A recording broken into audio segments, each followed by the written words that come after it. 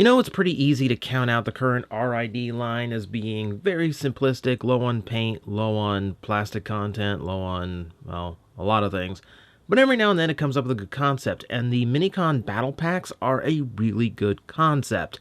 So today we're going to be looking at another one. This is Grimlock and his Minicon opponent, who you're currently looking at, Back. Yes, his name is Back. B-A-C-K. Back. Someone officially needs to be hired to just come up with names all day for these things. Okay, so we're going to start with the Minicon, obviously. You can see, of course, he is Decepticon with his poker chip there in the center. Go ahead, scan that with your phone. See if something comes up. If it doesn't, then you probably don't have the game app. Why'd you bother scanning it? But, yeah, he is pretty much a very simple little purple ball. You know, it looks like a rejected Mad Ball, I know, but it does have a few details molded. It's got some sculpting here and there. Nothing too detailed because, of course, this is, again, kind of themed off of the RID cartoon where it's much more simple aesthetic, much more kid-friendly and smooth. I can see a little bit of a molded-in face. See a little two little eyes there? Yeah, maybe. I prefer it this way. Because it kind of looks like an off-color Unicron floating by. I am Unicron, and that is my tribute to the 30th anniversary of the movie today. So let's see, let's get this guy transformed, and of course these are all automorphed transformations, so I'm going to grip him by the sides of his sphere, get my fingernails underneath, and then open him up like so. And everything comes flipping out. Legs come flipping out on all four sides, and then, of course, the face. Ew, the ghastly little face he has. And then, manually, you have to move the arms out to the side. So, that completes your Decepticon Back Minicon. Now, of course, the spheroid kind is the kind that ejects from the Decepticon deployer. Going to go with Overload on this one. People tell me I should review it for Plastic Addict. I don't really want to pay for it. Sorry. This is actually a really goofy little guy. Yeah, so, you know, the quadruped look and the wide arms give him a very creepy image. And, of course, the red eyes and the buck teeth there definitely add to that. What I do like is how much kind of springs out from that transformation. There's a lot going on with the legs coming out and the head coming up. It's actually a pretty neat little gimmick to watch in motion. Though in my experience, it's very easy for it to come off of the gearing, and the legs are actually a little bit soft. Well, the plastic itself is a little bit soft, so getting it back into gear is not the easiest thing in the world. So it does have that little bit of a design flaw. So just go very slowly with this. The tendency is just like make it really cool, but I can't do that. So yeah, that's pretty much it for this guy. No articulation except for the hinges on the arms that can come in and out, as if he wanted to hug you, but of course they're way too wide. He will never hug anybody. Aw, let's all feel bad for Back. And now let's bring in Grimlock to show us why Back is just the sidekick here in a really cool set. I love this. Okay, so this is going to look a little strange for Grimlock, not because he's green, but because his head is massive and translucent orange. That's probably the second thing you noticed on this guy. So yes, this is the whole armor accessory gimmick thing in its weapon mode, but the weapon mode can be used in T-Rex mode to give him a massive head, which is absolutely hysterical, and I kind of love it for that. So bravo, designers. I'm glad you were having a little bit of fun with this. And hey, look, the jaw goes up and down, and it's actually in line with Grimlock's open jaw in his actual sculpt. That's kind of cool. Okay, so we're going to take another look at this mode in a little bit, because this is not the only way it can be used. So take in that close-up as you have it. So memorize it, because now we're going to take a look at, just boring old green Grimlock. So yeah, apparently this is supposedly a second Grimlock in the whole, I don't know what you're calling it, universe now, with War of Cybertron, Fall of Cybertron, a bunch of novels that all conflict storyline-wise, Prime that conflicts storyline-wise. Why are you even pretending at this point? Just call them all separate continuities. But yeah, This is not the Grimlock you grew up with. He is not the Dinobot leader. He's just another Grimlock. He's just another T-Rex that happens to be named Grimlock. But I do like the green and black. Still don't mind it. He always has kind of this like big bulky thing, almost like a original U.S. Godzilla. You know, the one that became Zilla in Japan. Yeah, the Matthew Broderick Godzilla. That's a better one. But I don't mind the style. I don't mind the style or the proportions. He's kind of heavy set. He's kind of different than your standard Grimlock, so I kind of enjoy that. At least if they're giving us a completely different Grimlock, they aren't going for just the same old T-Rex and pawning it off. Close up of the head, a lot of silvers, a little bit of orange that has just a bit of metallic to it, just to make it pop. Blue eyes and all that. Then we get down to the claws, where we have that same kind of like metallic orange thing going on. And then, of course, the tail itself is also heavily painted in green all the way down. So he's got some paint detailing to him in spite of the toy line he is in.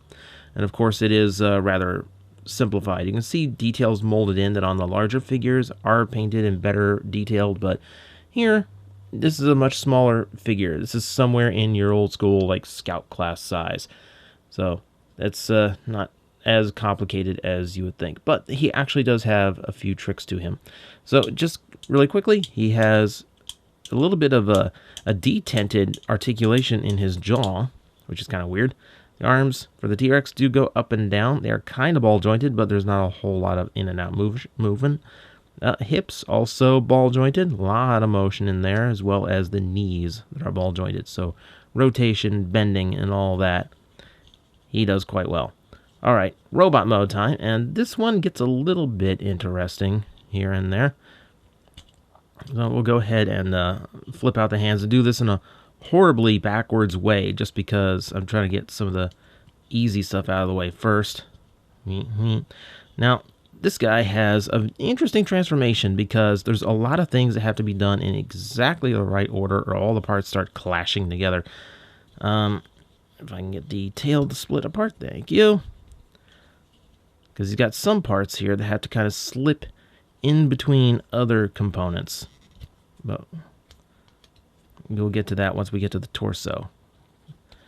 Legs fold out from the tail. That's kind of traditional for a Grimlock. And then the shell for the side of the tail goes onto the side of the legs. Now this part, we're going to raise these up. And we're going to stop right there before we get them all the way into position, because these arms have to go down. And then you can fold those all the way up. And then once those are all the way up, then you can fold the T-Rex arms all the way to the back. So there's a few different times where you just kind of have to hold it. This time, this one has to go now. Okay, now you can go. It's like a four-way stop thing where everything kind of comes together at the same time. You have to figure out who's got the right of way. And then again, traditional Grimlock detail that was off frame, sorry, where the T-Rex head just kind of flips, hangs off to the back. But there's a cavity in the back, so it all hangs out a little bit more naturally. So, with that all out of the way, we have our RID Grimlock in his robot mode. He's got the right proportions, he's got the right look. Of course, again, he's a little bit simplified and could definitely use some more paint, but for the most part, it's pretty much what you come to expect from the current RID Grimlock. Yeah. Alright, close up of the head, as usual. He's got the same bronze thing going on with his face, bright blue eyes. Definitely not the Grimlock we are typically used to. He uses his own form of dumb, big lummox. But hey, I actually kind of like the character, so I'm going to give it a pass. He does a decent job representing him. Once again, poker chip. Go ahead, scan it. Have you got the app by now? I gave you all this time to find the app, and you haven't found the app. Okay. I'm trying to help you out, and I'm trying to help you play the game without buying the toys, and you just will not cooperate with me. So yeah, proportional-wise, he is big and bulky in all the right places. I do like the stature of this guy. He does have the kind of powerhouse look that I tend to dig with my Transformers. Of course, not entirely accurate. You know, you want to go... you probably want to go the Takara Voyager, which is now a Platinum Edition figure in the US, strangely enough. If you want something a little bit more accurate, if you want something a little bit more detail correct, which is ironic being a War of Cybertron remold. Fall of Cybertron, sorry. I knew someone was going to correct me if I didn't correct myself. Okay, let's take a look at the molding itself. There's some sculpted detail in here. Again, we're keeping it very simple in here. There's not a whole lot new, though, because a lot of this that we saw pretty much in the T-Rex mode. Some sculpted detail that goes fairly deep into the figure, and nothing in particular really changing. The chest, I think, is where you really wanted that extra paint, because you need some black going through here to kind of complete the look and make it a little bit more solid looking. So that's something I might even do myself later, because I do like the toy enough to actually go through the extra process. Articulation, his head does rotate. It's not a ball joint, but he can look left and right all he wants. That's good.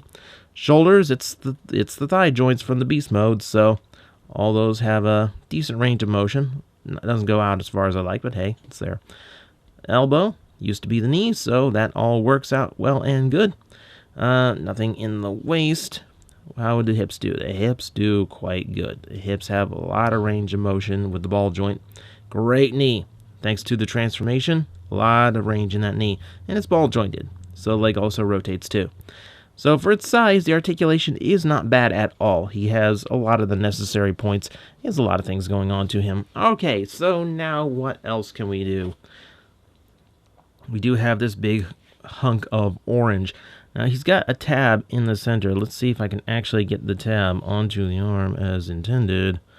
God, there's always I can never quite figure out how this thing goes on, but it's going to mount on his arm. Okay, my bad, I was being a dumb. Okay, so I figured that out.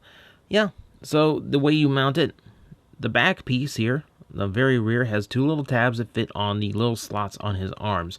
It's not a great connection, which is why I couldn't figure it out the first time, but it does manage to hold it on there and give you this big T-Rex fist for him to start beating / chomping people with.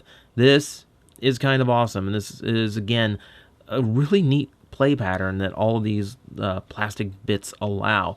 Not only the big weapon in beast mode that is hysterical, but this that is just like one of those epic things of awesomeness that you only wish you could do. I want to punch people with a T-Rex head. I really do. Okay, so what can we do? We can take all of these little armor bits off, because they will become armor. That's probably what I think of them as by default. Now, the individual bits, they do list on the packaging as, well, you have all these different accessories, but trust me, you don't. There's only so many ways these things can be used. So let's get these things attached on. First, gonna plug these tiny little plates into place. There's not a whole lot of wiggle room, so it's pretty easy to remember which side goes where. This, on the other hand, we do with the teeth pointed up, so it's like, you know, the underside of the jaw. Now, still facing the correct orientation. There's your arm-mounted weapons. Shoulders, these peg into the halves of the T-Rex skull. There's going to be a little tab on the inside to secure it into place once it's correctly aligned. That holds it all together quite nicely and uniformly. And with that, we put the rear piece on. That becomes the bulk of the head and torso armor. And there we have our fully armored up Grimlock. And this I absolutely love. Now, the original concept of the Minicons in this series was for them to have the armor. This works so much better, and it looks so much cooler. Close-up of the head again, now that we have all the armor attached. The translucent parts do kind of bleed out some of the detailing, but I do like the heavy contrast. With the exception of, like, strong arm, I think. Typically, these come in very, very different colors than the figure that they go on, much to their credit. This gives him like this fiery aura, or like magma has erupted out and formed armor onto him, which is something I would expect from a Dinobot. This looks absolutely awesome. And I love the idea of using the T-Rex heads as the big shoulder pads with the fangs coming down and the horns coming up. It's a very, very cool look. And the nice thing about this, it doesn't really hinder the articulation, other than the head, which can no longer turn in this mode. but you really think he's going to need to turn his head? He's just going to barge forward and break everything he runs across. That's what Grimlock does. And now he has armor made of lava to do it with. Even better! So yes, I really do like this gimmick. It's a very simple thing that adds a lot of play value to a very small package. And I do think just on sheer creativity of it, especially on this set that has a little bit more fun with the idea, it's pretty easy to. I think it's easier to justify the price point on these. So that is Grimlock and Back. Back is a neat little gimmick in a very ineffective little toy, which is pretty par for the course on those Minicons. Grimlock is kind of awesome. He might seem like a little expensive for the size of the toy, but there's so much play value in those little armor bits and other creativity you can come up with them if you should so want to just kind of goof around, because this is kind of a goof around style gimmick. It's kind of fun that way. But the Grimlock toy itself is nice and solid, and at the very least, it's a Grimlock toy you can buy affordably that isn't going to break its own elbows apart. So that alone is a pretty big plus.